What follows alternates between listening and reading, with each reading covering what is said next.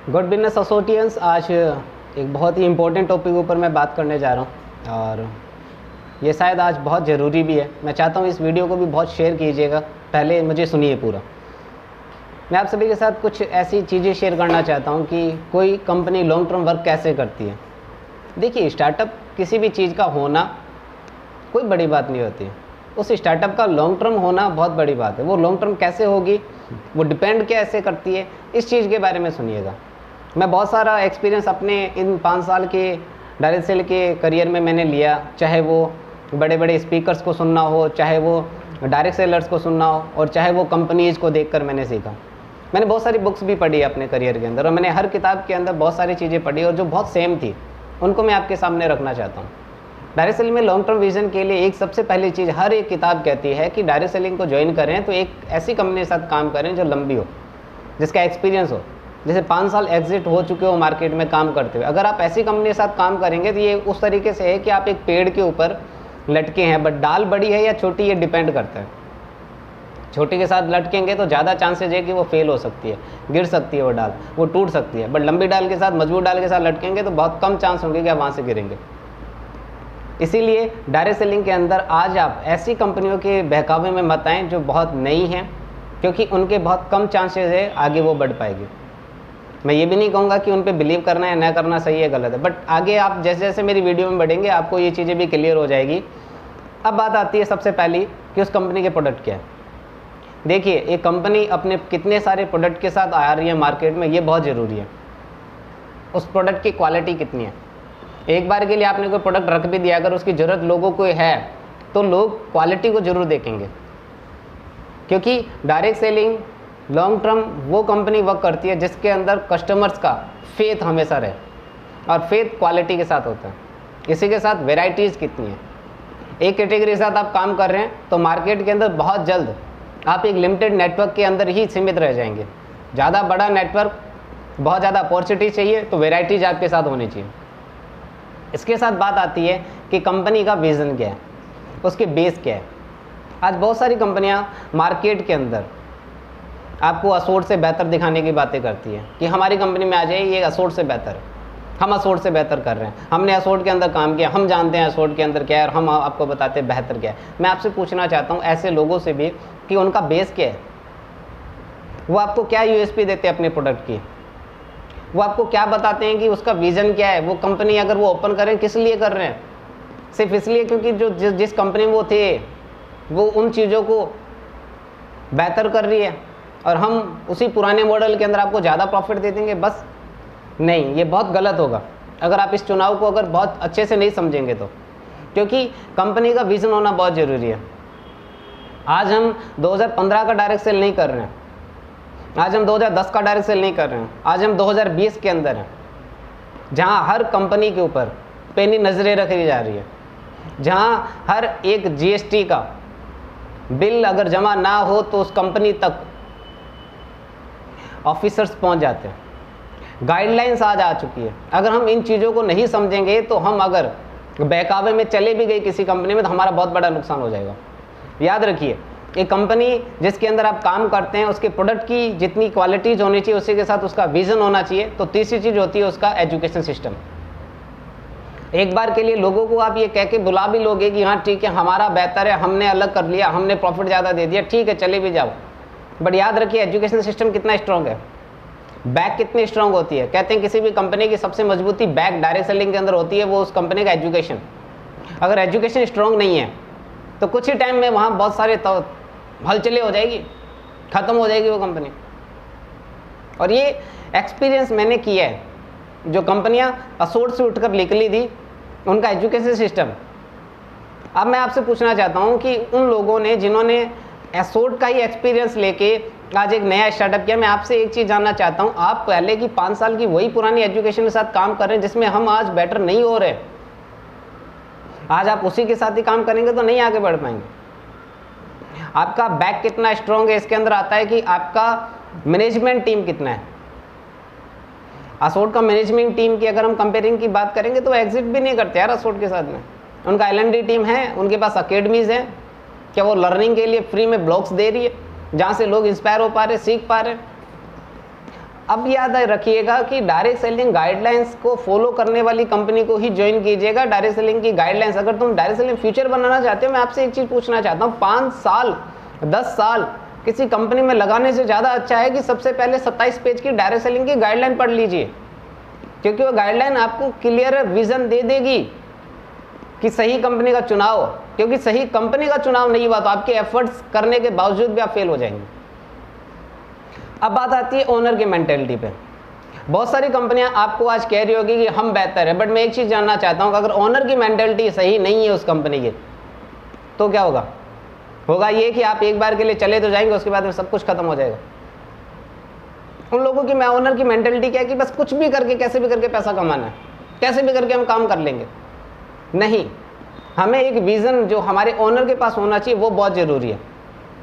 मैं ओनर इस कंपनी के अंदर इसलिए नहीं कर रहा कि यहाँ प्रॉफिट अच्छे हैं, इसलिए कर रहा हूँ क्योंकि यहाँ की ओनर की मेंटेलिटी बहुत क्लियर है, जो हमें समझ आती है, जो मुझे 2016 के अंदर समझ आई थी। और वो समझ ये आया था कि एक डिफरेंट मॉडल है डायरेक्ट सेलिंग को भी। आज हम एक डिफरेंट वे दिखाना चाहते हैं, एक नया इतिहास रखना चाहते हैं डायरेक्ट सेल में, जो ई कॉमर्स को और डायरेक्ट सेल को कंबाइन कर सके। और यही वजह है कि हम इस चेंजेस के साथ आगे बढ़ रहे हैं। चेंज बहुत ज़रूरी होते हैं, बदलाव बहुत ज़रूरी होते हैं, हमने ये माना है। हम बहुत सारे एग्जाम्पल्स से हम ये सीखते आए हैं कि नोकिया, HMT वॉच, एम्बेसडर, राजदूत जैसी व्हीकल्स क्यों मार्केट से बाहर चले गए। अब बात आती है कि जब बदलाव होते हैं तभी ये सब चीज़ें क्यों होती है।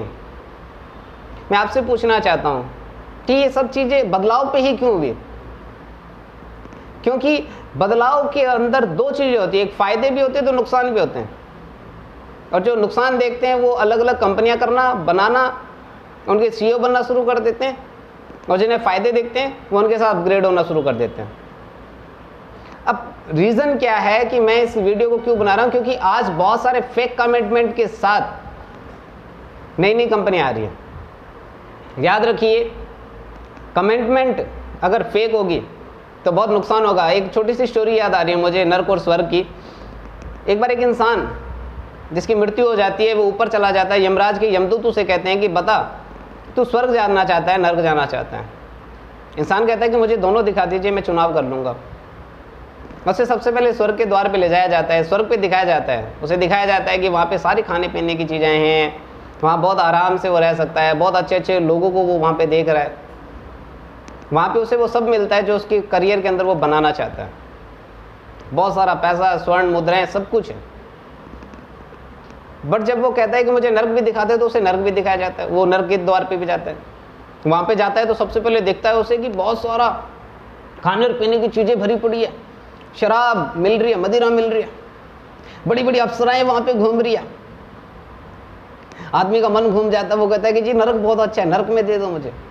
यमदूत कहते हैं कि एक बार जो चुनाव कर दिया उसके बाद बाहर नहीं आ पाएगा। बोला जी ठीक है, डन है, नर्क कर दो। चुटकी बजाता है, सब गायब। और जैसी चुटकी बजती है सब गायब हो जाता है, सामने से नर्क की असलियत दिखनी शुरू हो जाती है। क्या था नर्क में? जैसे हम मानते हैं, हमें पता है, हम जानते हैं कि मारना, पताड़ना, तेल की बड़ी बड़ी कढ़ाइयों में उबालना।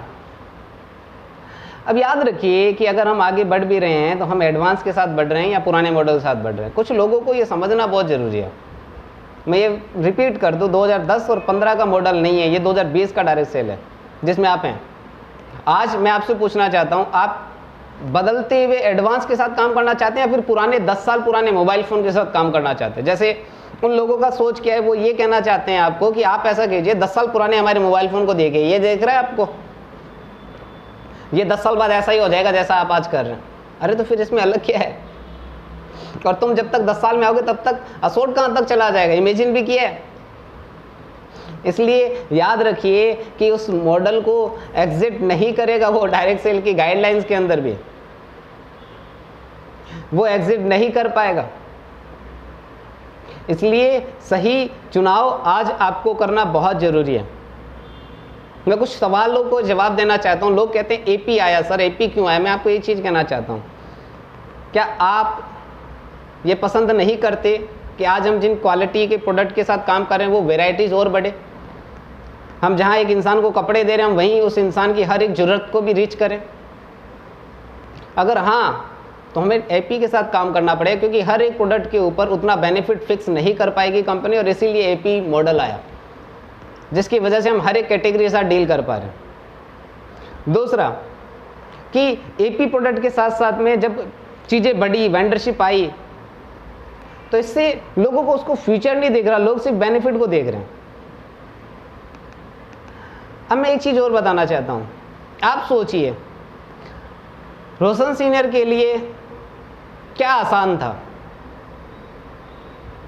सेम सिस्टम रखना मुश्किल था? कोई मुश्किल नहीं था। जब तुम कर सकते तो रोशन सीनियर भी कर सकते थे। सेम सिस्टम पे काम करती, सेम ही प्रोडक्ट के साथ रखती। होता क्या इससे?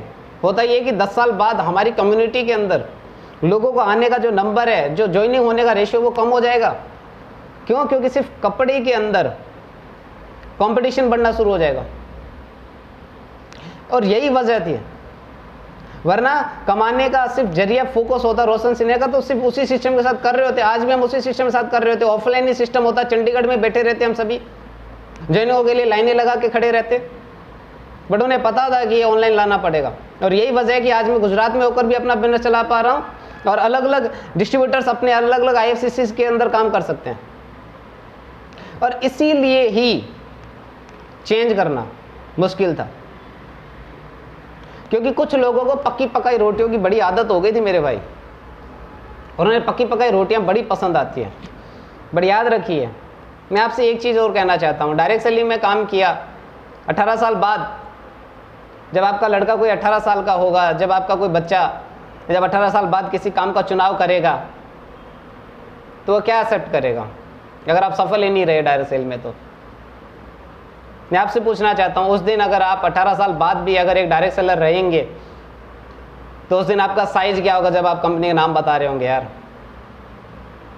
मैं इसीलिए आज हसोट के साथ हूँ, क्योंकि जब 18 साल बाद, जब मेरी शादी के बाद मेरा जब कोई बच्चा बड़ा होगा और वो मुझे कहेगा पापा मुझे काम करना है, तो मैं जिस दिन उसे कहूँगा कि मैं इस कंपनी में काम करता हूँ, जा तू इसमें फ्यूचर बना, उस दिन मेरा चेस्ट का साइज क्या होगा? यार, चुनाव कीजिएगा।